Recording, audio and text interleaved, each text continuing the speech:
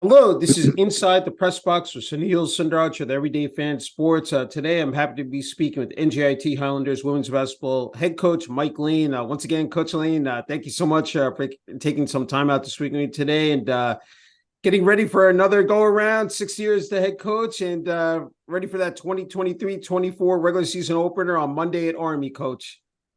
We're excited. Great to be back with you, Sneal, and we appreciate all your support and coverage of our program and our university, obviously. But we're ready to go. You know, this is always a really fun time for everybody across the country because we're all just everybody's 0-0, and everybody just wants to play. You know, like nobody's upset with the record. No, it's just like. Hey, we want to play a game. You know, That's true. We had two close scrimmages, which we're happy with, and they feel like a real game. But there's nothing like opening night. So we can't wait to get up to West Point and tip it off. This has got to be a special feeling, again, playing Army. I said a lot of history, tradition there, military institution. This is good. I mean, just to tip off, I said the season against Army. That just speak to that, Coach Lane. Yeah, this was an absolute institution that we wanted to play. I have great respect for the academies. I was in the Patriot League at Bucknell and played Army and Navy a ton of times, and they were winning our league back then with great teams. We traveled out to Air Force a few years ago here. From NJIT, which was a great experience. And so I think it's really important to obviously pay respect to these institutions, but, so that our girls know, that we have it pretty hard here. I think this is one of the hardest places to be a student athlete in the country with what our girls are doing academically every day. But we're not West Point. We're not Air Force. We're not Navy. It's a different deal that they're doing, and we totally respect them. And I think it will be special when they get in there and understand what these girls are doing and see how hard they play. And from just a purely basketball standpoint, it gets their attention. You know how tough they're going to be. They're never going to give up. They're going to die for everything. They're not worried about sacrificing their body to make a play. And that's what 360 plus D1 coaches are preaching all the time. But certainly those three institutions, they practice that every day and they play like that. So it's a huge test to meet their physical toughness and certainly their mental toughness from the get-go. Yeah, no, I agree 100% with you. Hey, look, what did you take away from last year, the 22-23 season? 13-16 overall, 8-8 in the America East. Lost to UMBC in the America East tournament quarterfinals, but you have an experienced group coming back here, Coach. I think that's what's key here. It's just having that chemistry, as I said, heading into this year. 5 incoming freshmen, including redshirt freshman Kylie Welsh. So talk about, just in terms of, having that experience and being able to apply it to this year's team. Well, that's the secret sauce is actually applying it. Talk about experience. Yes, we have it. Will it be the advantage that we want it to be? And we have to coach that. I think the girls have to take responsibility for it and to use their experience. I think we've seen that in the practice courts. We've seen that in the last, certainly through the summer and certainly through the last 2 months here on campus. But can you use that experience in the moment in the game when it's needed? I think that's still a step that we have to take. I think last year there's things to be pleased about, but I think we left a couple wins on the table. And I think all of us are a little disappointed in that. It was a tough way to finish. Obviously, we had some tough matchups at the end of the year, but we didn't go out with a win there in the last 4 games, and so we have to really understand what opportunity is in front of us and that we have to take it. And I think that's where, these kids that have returned for us, that the last 2 years we've been knocking on the door. We've risen from kind of the bottom of the league to the middle of the league. And if we want to get to the top of the league, we gotta lean on that experience. We got to actually use it. And we got to bust through that door. And I think that's what we're looking to see from certainly our returners, that they know what's expected of them. They know the grind of a season, but they just know like how they got to play on every game day. And that is not just 30 nights a year, and that it's all those practices that are leading up to those game days. And we have a great group about that I never question their work ethic. They're ready to work every day. We sometimes just have to be a better team at winning games. That sounds really quite simple. That's what you're trying to do. But we have to understand what winning plays are, and whether that's rebounding, whether that's turnovers. I still think those are the two things that we can almost always point to at the end of a game. Hey, we had a chance to win that game, but we didn't control the ball very well off the glass. We didn't control the ball very well when it was in our hands. And if we can do a better job of that, then I think there's those wins that we want that are out there. Yeah, I mean, I had a great conversation with said 50-year returning said guard Kenneth Squire, and then dynamic said player Alejandro Zuniga, the American East Rookie of the Year last year. Lizzie Litwinko. I mean, Aria Myers. I mean, you have again, as I said, those players, a bunch of players returning, but again, now Alejandro, back for a second year, and then, to get Kenna back, for this fifth year, Lizzie, in their senior year. I mean, that's important for you, as I said, in terms of that starting unit there, Coach Lane. Yeah. I mean, it's the deepest team we've had. It's the most talent we've had, certainly in a returning mode. To have Lizzie, who we didn't really probably have 100% last year, even when we had her. Obviously to have somebody like Kenneth Squire with so much under her belt, and knows how to score as a Division I player. That's what the freshmen still have to learn. I think that's always the biggest adjustment. But we have kids who know the game. We have kids who know how we want to play here. So when you have Aria and you have Lizzie and you have Alejandra and you have Kenna and you have Reese Vaughn who's coming, and you have Avery who they're all waiting to play, and they've been here. And so I love our guard unit. I think our certainly our post players with Trin, kind of leading that. Kiana, Lily Anderson, a lot of experience there, a lot of starts there. Like they know what we're doing, and so it's a great mix, I think, of experience and youth. This is how you want it. We love our experience, but we love our youth, and we want to see what they all have. And our youth, they're not the types, I think, that are going to wait around. That they're going to push these older kids. And that we saw that in the summer. They've really learned our system very quickly. Their collective basketball IQ is very good, and we obviously think their basketball talent is very high. So we think we have a really deep bench, and we have a lot of answers. That's what a coach wants. It's really hard to be good 30 nights in a row. Somebody, you're gonna have an off night. Like LeBron has an off night. It's really hard. And we can maybe weather some of that with our depth, and that's what we want to be able to see. Yeah, definitely consistency is going to be the key here. And let's talk about this schedule. First, 4 out of 5 are at the WEC, the Wellness Event Center in Newark, New Jersey, and as I said, the home regular season opener on November 6th against at Army, then the home opener versus Merrimack November 10th, but then the big one on November 10th, you welcome in number 10 ranked Notre Dame. So I mean, just trying to get off to that solid start, it's not going to be easy, but having again those games at the WEC, I think does make a difference in a way here. I'll just talk about that, Coach Lane. Yeah, well, again, we thought this team with the experience, we could change the schedule a little bit, challenge ourselves a little bit more. Certainly doing that with Notre Dame and Miami, two teams that are in the top 25, which I saw yesterday. Obviously, Notre Dame's a Final Four contender. Miami, we're still trying to figure out who they are because they lost a lot of kids last year from an Elite Eight team. But certainly with what they brought in from the portal looks impressive.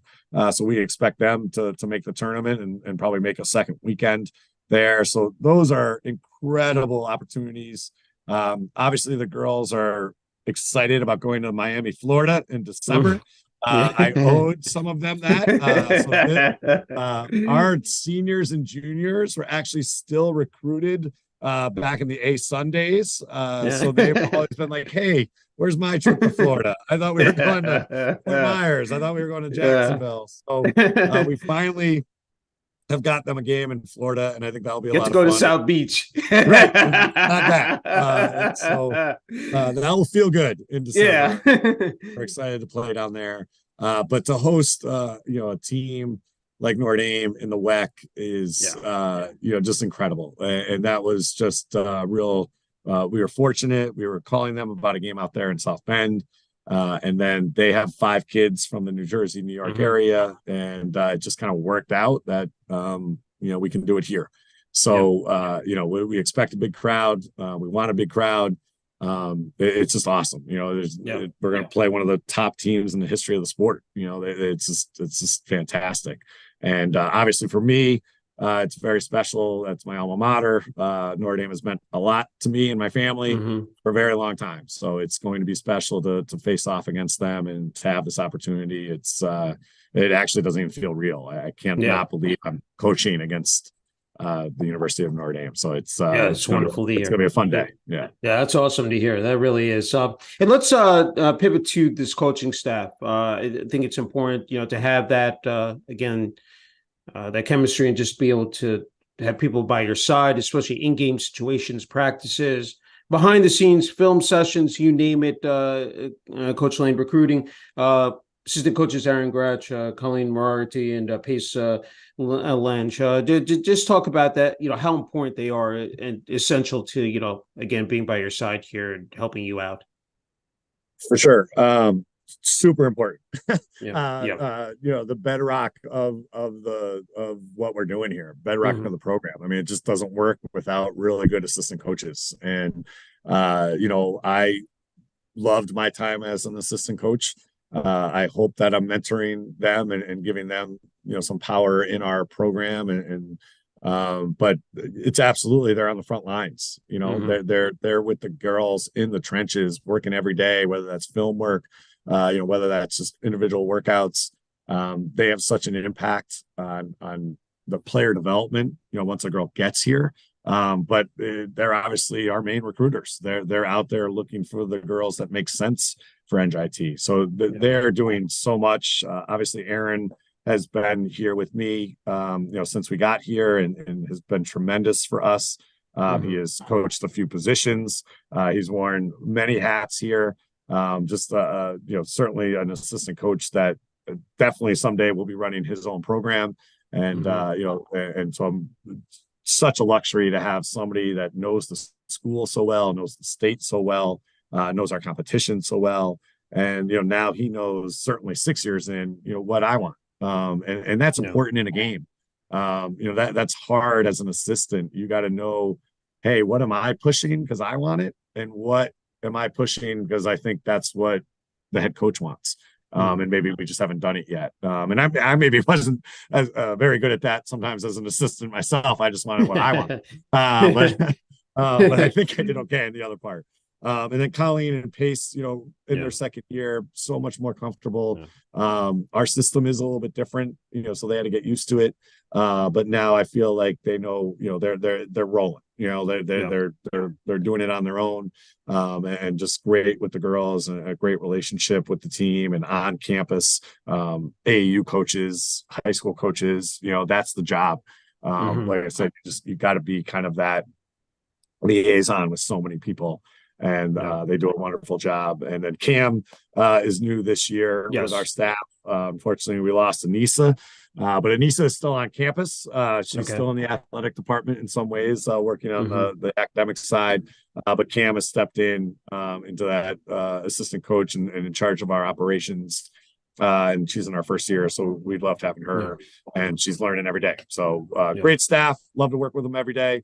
When you work with fun people and the right people, it doesn't feel like work. So we're lucky to have that here. Hey, this is an outstanding administration athletic department, just in terms of the hierarchy. I mean, talk about athletic director, Lenny Kaplan, Peg Heffron, assistant athletic director for athletics and administration, student services, and president takes Lam. Just talk about, I mean, because again, that's really, you talk about the, just the structure, having that, in place, solidified. That's so important for a team success, Coach Lane.